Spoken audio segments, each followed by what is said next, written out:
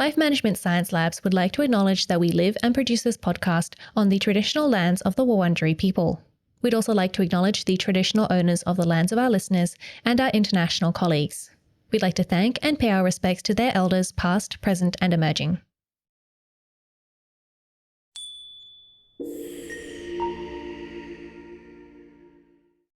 Hi everyone, and welcome to Room by Room, the Home Organization Science Insights podcast, produced by LMSL, the Life Management Science Labs.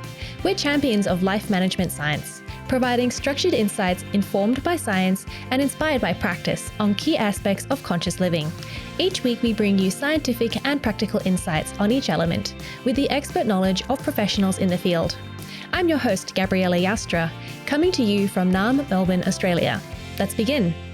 Welcome back to Room by Room, the Home Organization Science Insights podcast. I'm Marie, your temporary host, while we search for a new host. And I often reflect on the fact that we spend so much time in our homes without guests that sometimes it's hard to tell what looks out of place and what doesn't, especially for someone who loves hosting dinners at home. So in this episode, we are speaking to a professional organizer, Shannon Krause, to get some insights on what makes a welcoming space and how to optimize the guest experience in our home. Hi, Shannon. It's lovely having you on the show. How are you going today? Hi. It's so nice to be here. Thank you. I'm great. Thank you. Yeah, I love having you here as well. So tell us a bit about what you do as a professional organizer. What are the most common issues your clients come to you with? As a professional organizer, I would say the number one complaint from clients is that they have too much stuff. They don't know where to put it. They are overwhelmed by their belongings, and they have guests coming over, or it's the holiday season and there's a lot of activity of people coming in and out of the house, and they just don't know what to do with their belongings. That would be the number one. Yeah. Now that's a great preface for our topic for today. I imagine we'll be hearing some solutions to that down the line. But before we get further into detail, we'd like to get to know you better. This is Have You Met Shannon? My first question for you is, what is your favorite book? I read a lot of books, but it's surprising I don't have a favorite book or a book that I have to keep on my bookshelves, but I read a lot. So I could tell you my favorites right now that I'm reading. And I should also say I'm always reading 5 books at a time. And I know it's 5 because I have these 5 categories that I have to check off. I have to be reading an industry related book. I have to be reading a business book, a book like a fiction book, a biography, and a special interest book. That's my plan. Oh my God. So I'll try to make it quick. But for special interest, I always have a book about crystals. It's one of my passions. So I always have a book on crystals in every room of my house, so I could pick one out. My fiction, I'm currently reading the Crescent City series because I love anything fantasy related. Business, I'm reading Bring Yourself, How to Negotiate Fearlessly by Marie Stella, and it's been such a great book. My industry book is The Art of Happy Moving, because in New York, it's starting to become spring, and that means we are doing way more relocations for clients. We're helping them move. So I always like to read The Art of Happy Moving just to remind myself, like, we're moving into a crazy moving season. The biography that I'm reading is I Was Better Last Night, Harvey Fierstein's memoir, because I'd love to learn about people outside of my industry. That is an impressive rotation of books. I've never heard anyone maybe it's because they don't necessarily disclose this to me, but I've never actually heard of anyone have 5 books on their radar at all times. That is incredible. I don't know how you find the time. It's do you listen to any podcasts at all? I do. I also listen to books on Audible, just to say that out loud. So I do cheat a little bit. But yes, I love podcasts. I'm a die-hard Smartless fan. I don't miss an episode. So for anyone who doesn't follow Smartless, it's a podcast hosted by Jason Bateman, Will Arnett, and Sean Hayes. And the hosts pick all different kinds. One host picks a guest. the other two don't know who is the guest until the podcast begins. So it's really funny. But they have a wide range of guests, like actors and directors and athletes, musicians, and it's funny, of course, but you also learn from all of the different people. And like, I don't really follow sports, but I always listen to the athletes, and I always walk away with some like important like nugget of information. So it's funny, but it's also informative. That sounds really cool, and a really good space to like see your favorite celebrities in a room together. Well, not really see, but like metaphorically see. And it's always such a delight to see your favorite celebrities interact with each other, especially if it's like a surprise. Yeah, it's so funny. It's like you're hanging out with your friends, but they're not your friends. Absolutely. And knowing that one of your favorite celebrities likes another one of your favorite celebrities is such like an empowering moment. Like, or I am on the right track here. You know? Right. So as a professional organizer, do you have a favorite decor piece at home? I do. It's not a singular piece, but it is a moment, if you will. I have all of, again, we go back to the crystals because next to organizing, that's my favorite thing. So I do collect various crystals, and I have them all over the house, and it is my favorite piece of decor. I find that guests comment on just the beauty of them. So that's interesting. That's an interesting conversation. And also we tend to gift them to clients as well. It's just kind of like our signature little piece. So depending on what room we're working in, I have a crystal for every room. So it's just a fun little piece. So behind me, for those that can see, are all of my crystals, and I always have them somewhere in my pocket, on my desk, in every single room. So that's my favorite. That's amazing. And it must be so fun to like get to know the guests, get to know what their intentions and their goals in life are, and then like figure out which crystal would be perfect for them. Exactly. That process must be so fun. It's so fun. And it's also interesting to see who gravitates towards which crystal, because there's so many in the house. So kids tend to gravitate towards like the more colorful ones. And it's very interesting. I wish I kept track of like everyone who picks up our crystals, but it's very fun. And they're just pretty. Yeah, they're so pretty. I used to go to the market, like the night market. There was this stall that actually sold agate and a bunch of other crystals, and I used to collect them as well. I'm just remembering now. I love that. Yeah, See? and then I used to use gold leaf and paint the parts that are dull, like the outsides of it. Yeah, and they had like coaster ones as well. So the sides of it that are like not shiny, I paint them with gold leaf, and then that would have like a gold lining on the outside, and it was so nice. And I used to just give them to people, and they love it so much. Crystals are so fun. But you know what? I don't know if this is an unpopular opinion or like if people agree with me on this, but I feel like a statement piece is good, but statement collection is even better. I agree.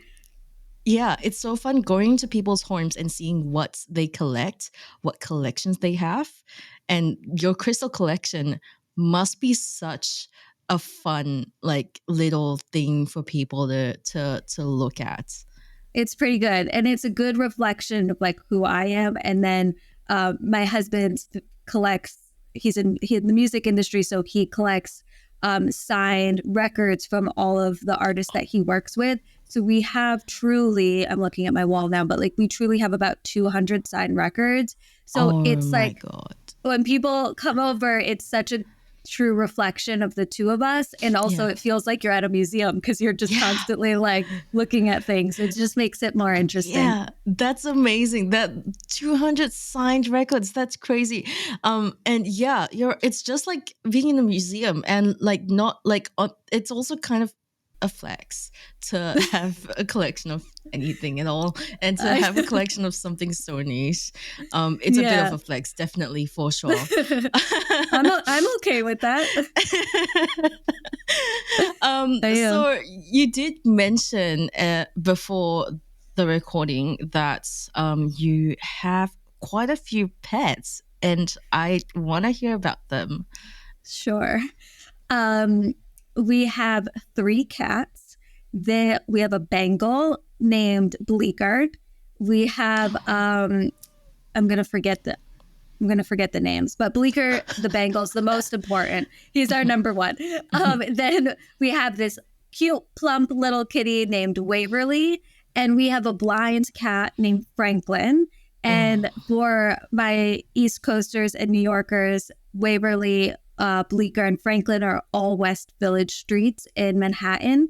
And so we love a theme. So all of our cats are named after West Village streets. Yeah. And then we have a mini Australian Shepherd that we named, you'll appreciate this, we named him Bondi. Oh, that's sweet. We were trying to go with even though he's not from Australia, we were trying to go with the Australian theme. So we named him after the beach. I love that. Well, if you ever get another Australian Shepherd, I am going to put in my vote of what the next name should be. I think it should be named Footscray. It's this really great suburb in Melbourne, and I feel like anyone from Melbourne would agree with me. And that's cute. For short, it could be Footsie. Which that's cute. We'll workshop that. If it's not Footsie, it can be something else. But that's pretty good though. Yeah, let's talk after the podcast about that. Before we get off track. Sure. Yeah, they sound like such cute names, and I actually was about to ask if there are streets in New York because they sound really familiar. I think it's just because New York has such great like media exposure, and like you just always see like these names in New York in every like movie and TV show. But I think it was the Waverly. I was like, Wizards of Waverly Place. If you've seen Disney Channel like at all. When I haven't, but I know that it exists. Yeah. That's when I was like, oh, that sounds like, but that's really, really cool. And that gives me an idea for my future pet names, not to steal a page out of your book, but if you'll allow me to.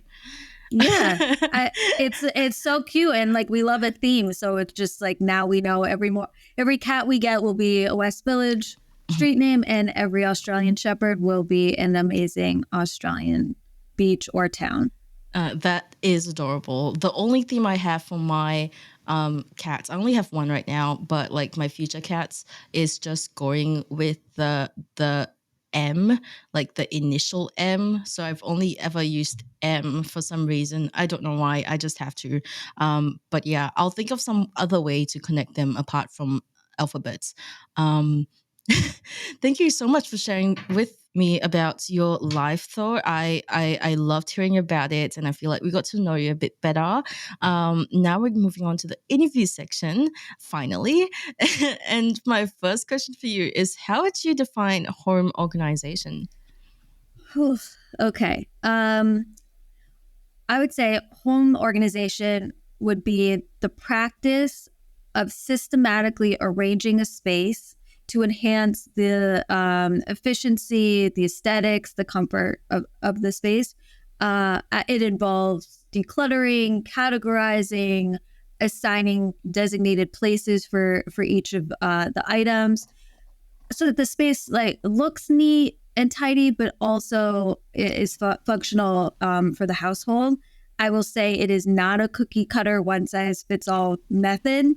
Everyone's version is different. I think for me, the rule of thumb is like, as long as your space brings you joy, it's peaceful, you're relaxed in it, you only have the items that you need and you want, and each item has a home so you can find it, then in my book, you're organized. If you want to add the extra labels and decant your spices and color code your bookshelves, then you just get extra points. But I don't think it's the definition of being organized. Oh, yeah, 100%.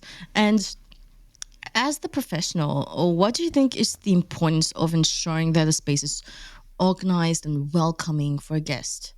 I think the most important is you want to be a warm and inviting host, and you want to make your guests feel welcome. So I think creating like this organized and welcoming space is crucial. It contributes to the comfort and experience that you have in the home. A well thought out, clutter-free, inviting environment it just makes your guests feel valued, respected, comfortable. It reflects your care and attention to their needs, just making their stay enjoyable and memorable. I think it's such an important piece of opening your home to people. Yeah, for sure. I know I always get impressed when I see my my friends or families towels or face towels just rolled up, even if they're not for me to use, but it's such a nice sight that I just feel so at ease. But could you share some of the psychological aspects to guest comfort?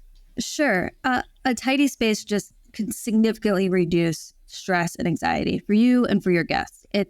You're going to create a sense of calm right out of the gates. And an environment that's organized and personalized just shows like the thoughtfulness and the consideration, and that makes your guests feel welcome and appreciated.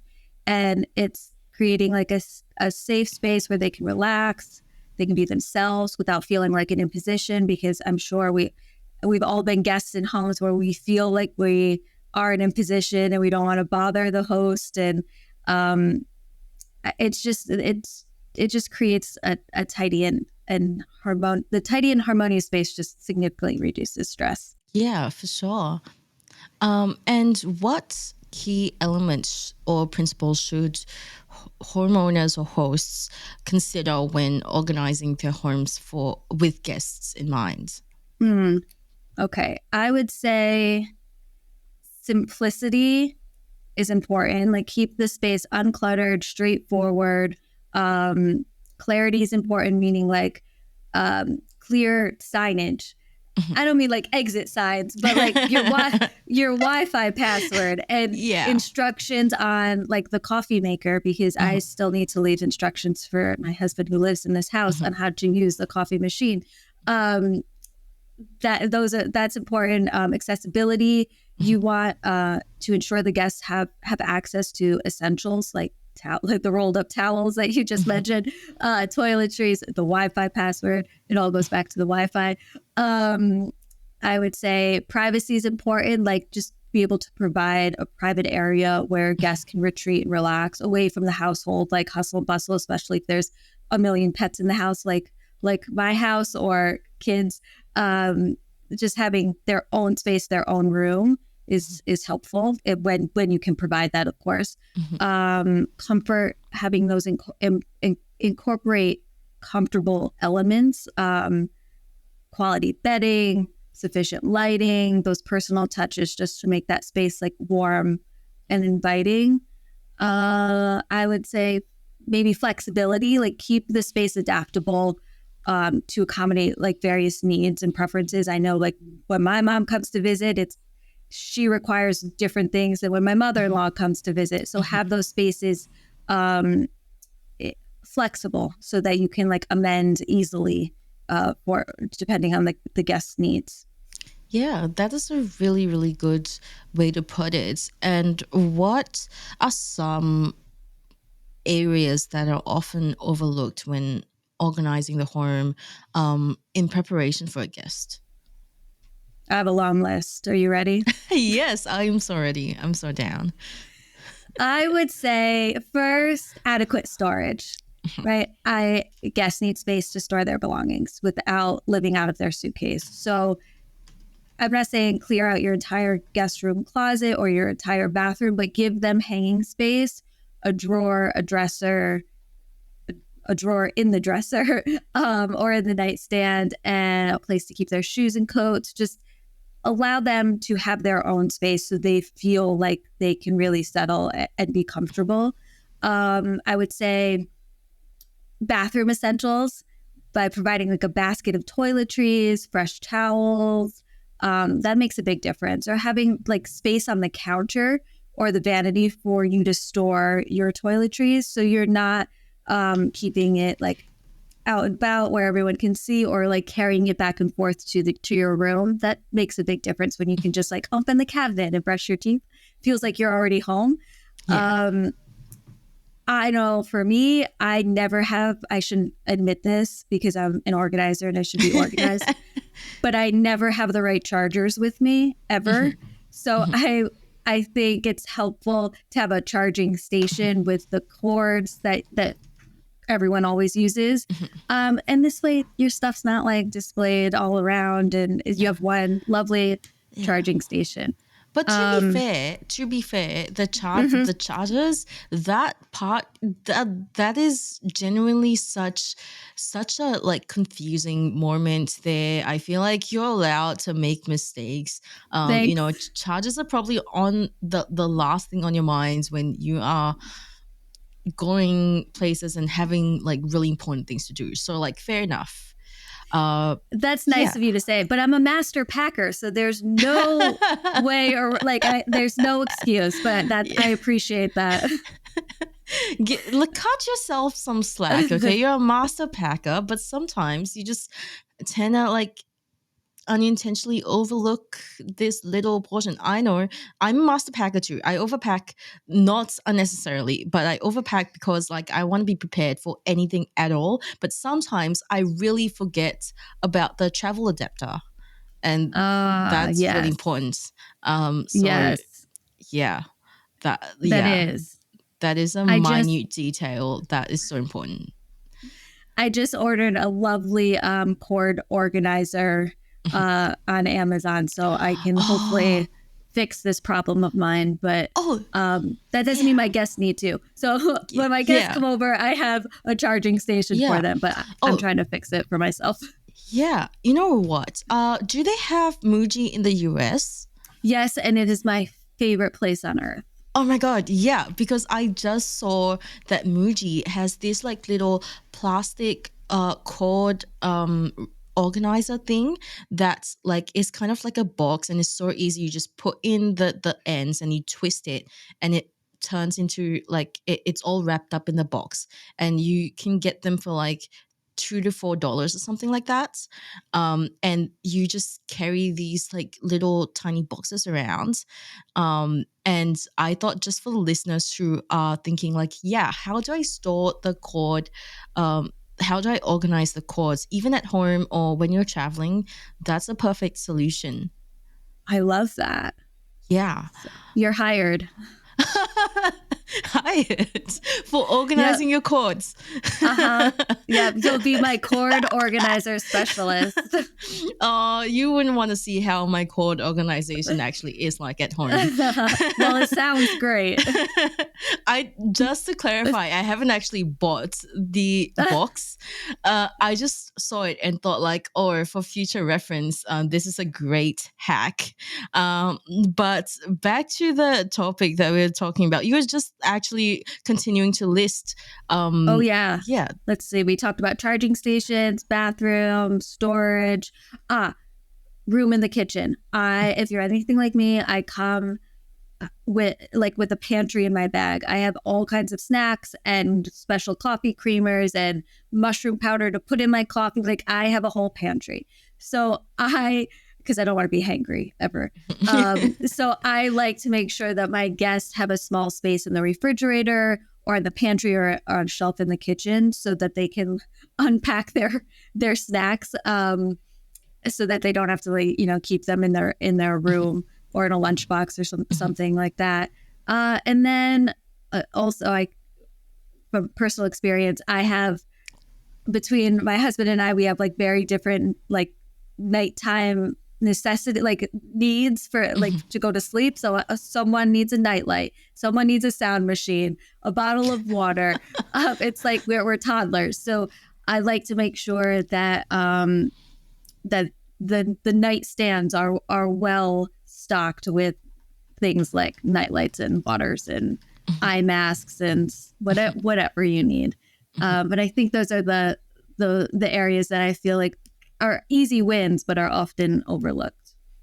Yeah, for sure. I think they're also probably often overlooked because they aren't necessarily problems that the homeowner might go through personally. So it's hard to think about what other needs that you don't experience would be. I personally know that if it were me, I very well, like I'm like 99% sure that I would overlook that as well, to be honest. So this is all really good information for future reference. I don't even have a nightlight at home. So like, I don't think I would have thought about stocking a nightlight in my guest's nightstand. Very, very good advice. Sure. Yeah. Well, because you know how to get from one place to another in your home because it's your home. Yeah. But for us, and also with pets, like, you know how many cats are sleeping in the hallway? Like, you might trip over one. So. Yeah. Cats are actually a hazard. Yes. Yeah. A cute hazard. So in this list that you just mentioned, what are the absolute essentials hosts should have on hand?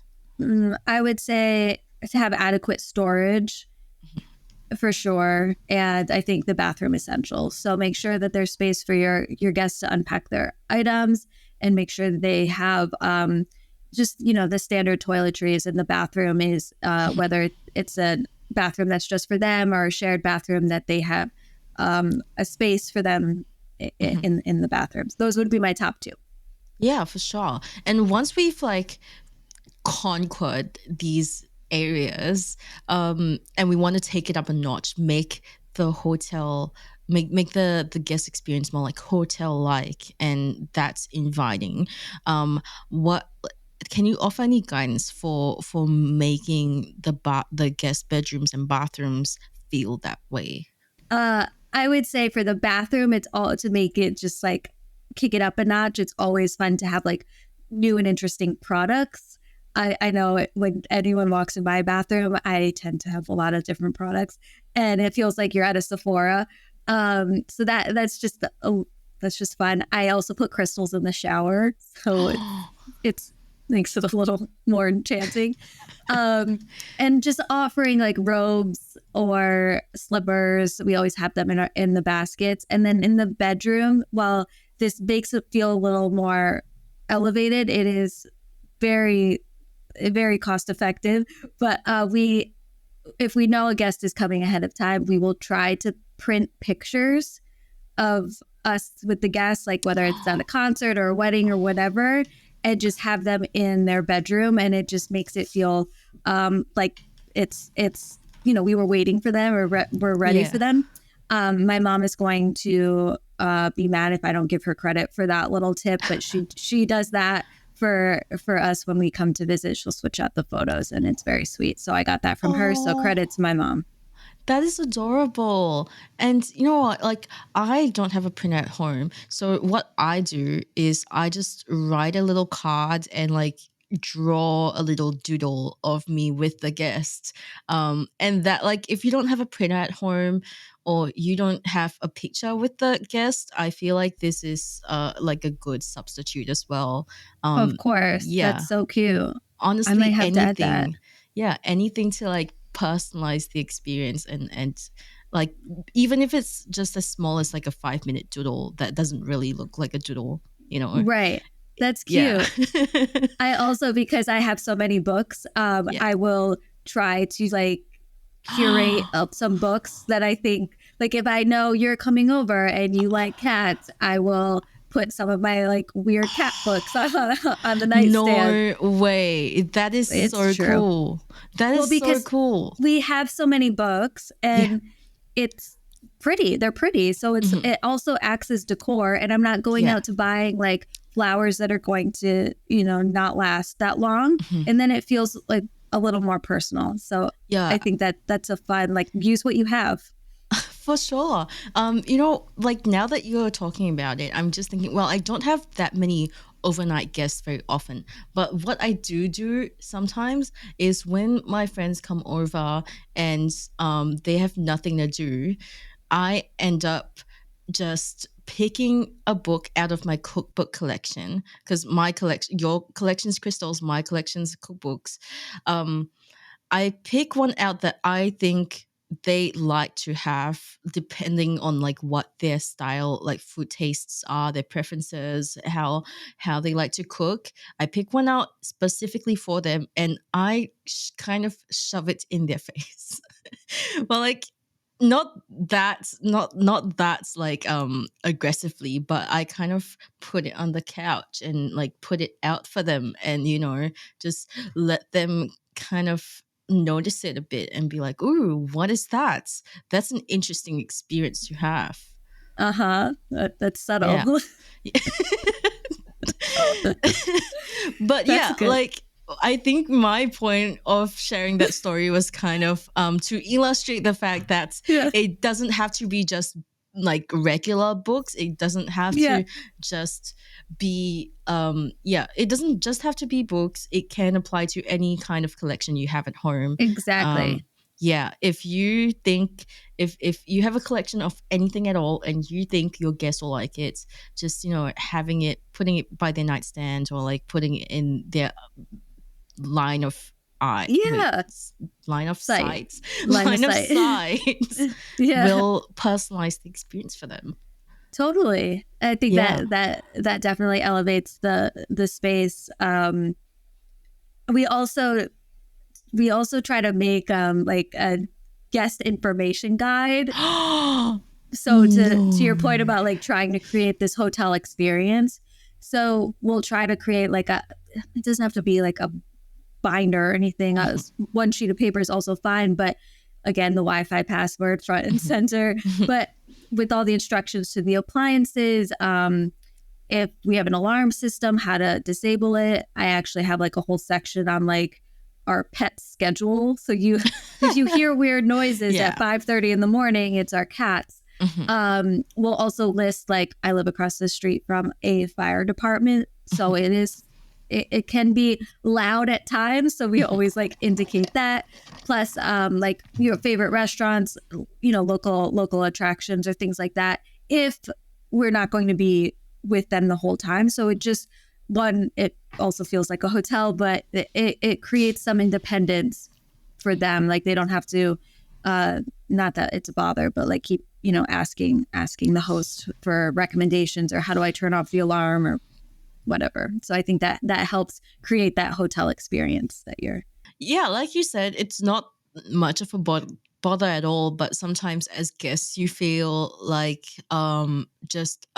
you feel like you're bothering the host to reach out. So in writing all that down for the guest, you already supply the information to them. It kind of signals to them that it is not actually a bother, and they don't have to put in the effort to reach out and ask these questions, because it's already at their fingertips, which is great. So have you come across any cultural or regional variations in approaches to home organization for guests that might be interesting to maybe consider for our own home? I would say, I'm trying to think of regions. I would say like the Western regions, I think probably focus a lot on that hotel feeling, the more personalized like guest room with all the amenities like a hotel. And I feel like, I'm trying to think back on my travels, but like the Eastern regions, I think having more of an emphasis on food, which I appreciate. Yes. And there's always slippers, which I also appreciate, because you never see that. Well, I shouldn't say never, but you hardly see that in the US, at least. Like I feel like on all of my travels across the pond, there's slippers everywhere in every room, and I appreciate it and love it, and it's such a cozy no matter what season it is, just give me a slipper. Yeah, it's great. I do have to say, I agree with you there. I see a difference between me staying at an acquaintance's or a friend's um home here versus if I'm staying at a friend's home in Singapore where I'm from, in Asia. There is a huge difference between like here I feel like they do really prepare the room for you and make sure that you're like super comfortable, have that hotel experience like you said, and have all the information you need. Whereas in Singapore, in Asia, I feel like um they try and make you feel more like it's a home. So if anything, if you need anything at all, you can really just reach out and they will kind of not that they will bother you, but more of like they will invite you to do things with them and have dinner with them, and there's always food, and yeah, big emphasis on it, which is really really fun. um Yeah, so I mean, yeah. that's how I travel. Just give me food and the Yeah. slipper. Yeah.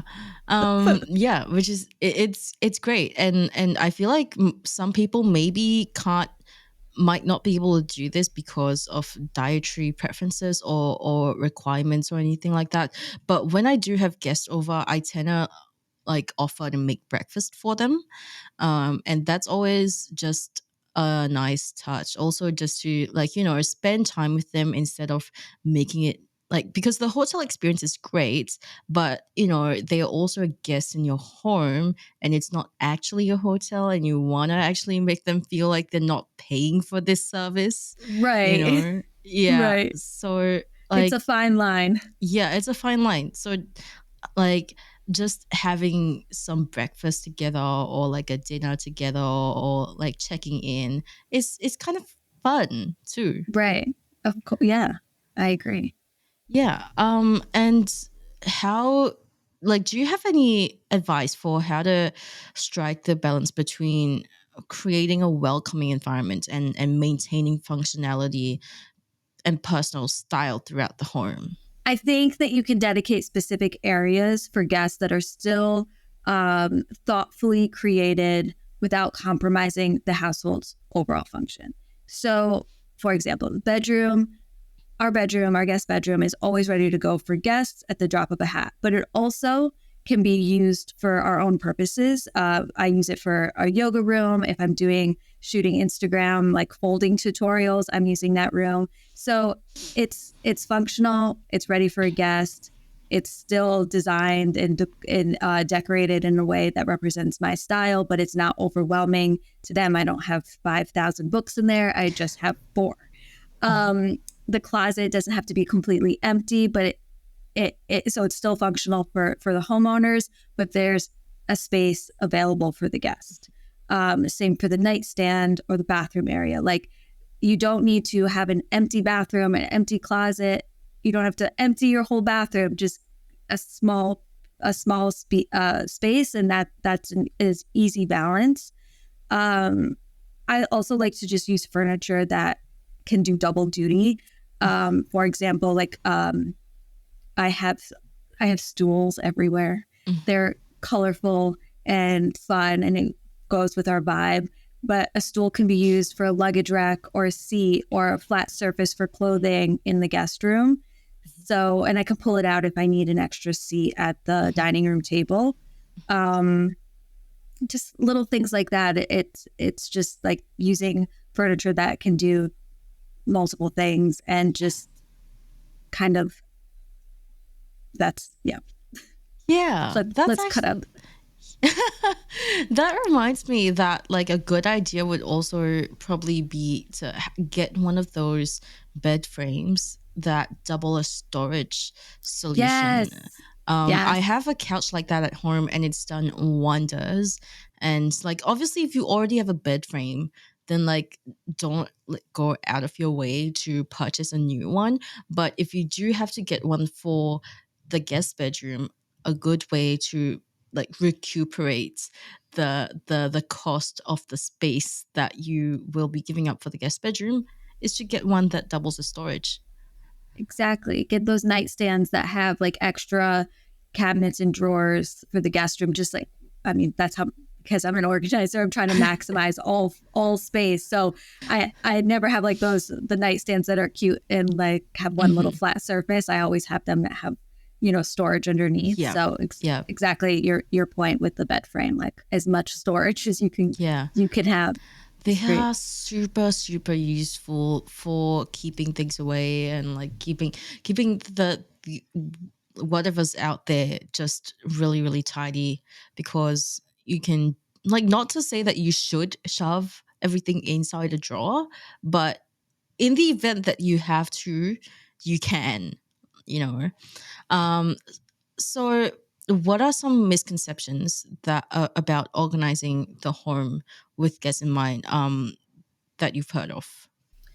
I think I would say the most common is that it requires a significant expense, or you must have like luxury accommodations. You must have a guest bedroom that has a bathroom, an ensuite. But in reality, you don't. The thoughtful touches, the attention to detail, that's what's going to go the long way.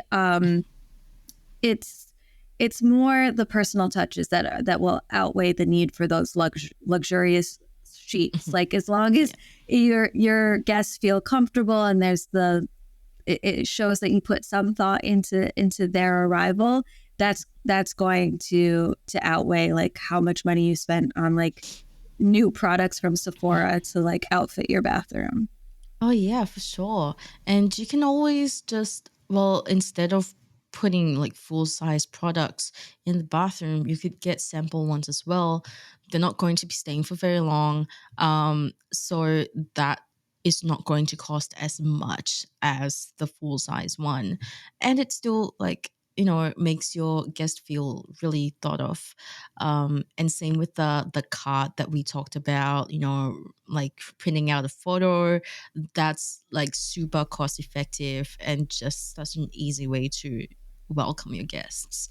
Right. And you could just write out write out the Wi-Fi password. It doesn't have to be like this beautifully designed like framed thing like you're at an Airbnb. Just you don't have to spend a lot of money is I think the number one misconception. 100%. You know what I mean? Yeah. Thank you so much for sharing that with us. I've had such a wonderful time talking to you about how to make guests feel comfortable in the home. Now we're moving on to the open mic section. This is where you'll get the opportunity to talk about anything that you're passionate about. So if you want to talk about your crystal collection, I feel ears. It doesn't have to be related to the topic at all. So the floor is yours. Take it away. Amazing. How about I tell you about my favorite crystals for your home, and we can talk about each space kind of quickly. Okay, great. Yes. Somehow I have them ready for you.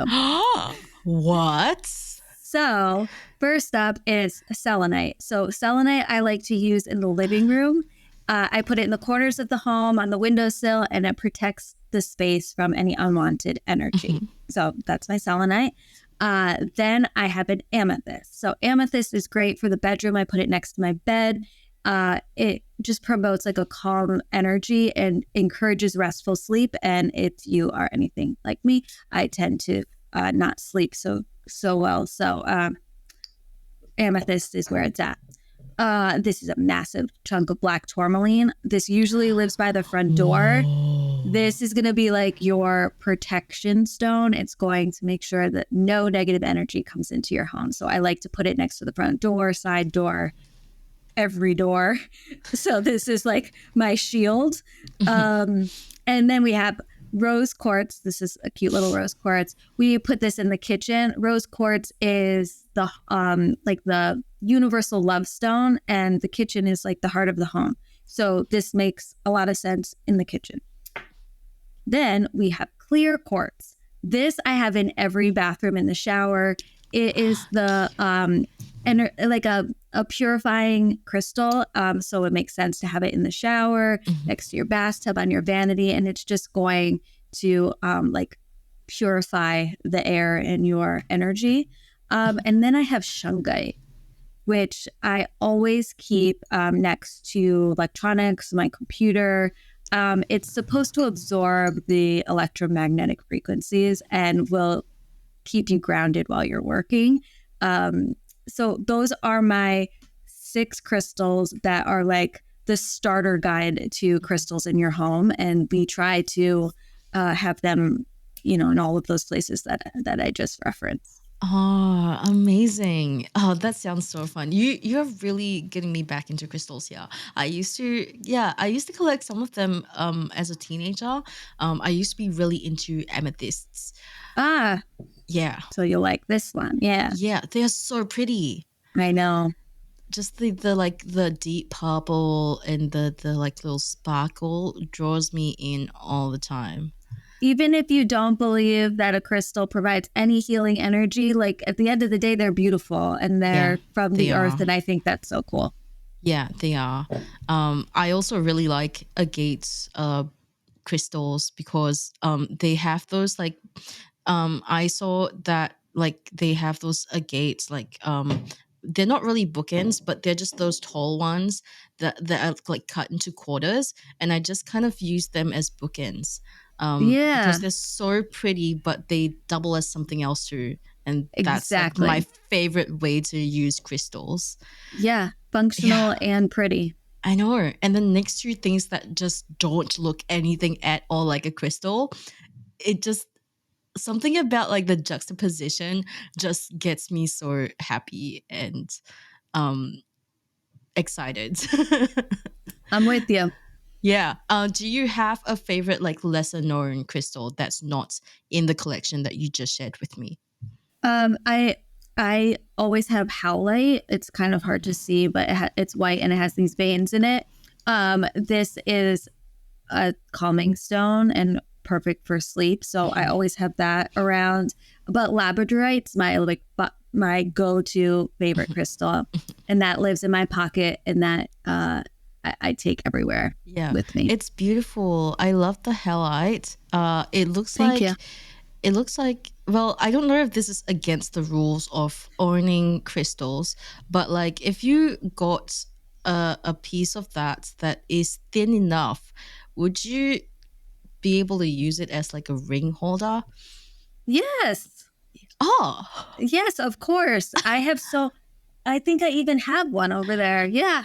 oh, that's great news. It's allowed. You can use if you have a bigger one, you can put your hair ties on it. Yeah. Oh, so It's fun. allowed. Crystals, so fun. So like in that sense, you don't have to like spend more money on just like single use things because you just buy crystals that are the shape of what you need something to be, and then you can use it as that. Exactly. That's amazing. Basically how I shop too as an organizer. Like you want to make sure everything can do double duty. So yeah. Yes. That's incredible. Thank you so much for sharing about crystals and organizing our home for guests, Shannon. If listeners want to find out more about you and what you do, where can they go? Our website is tidynest.com, and our Instagram and Facebook handles are at Tidy Nest Team, and we'd love to see everyone there. Amazing. We'll link those in the show notes. Thank you once again for joining us, Shannon, and thank you everyone for tuning in. We'll see you in the next episode. Bye. Thank you. You've been listening to Room by Room, produced by the Home Organization Science Labs, a division of LMSL, the Life Management Science Labs.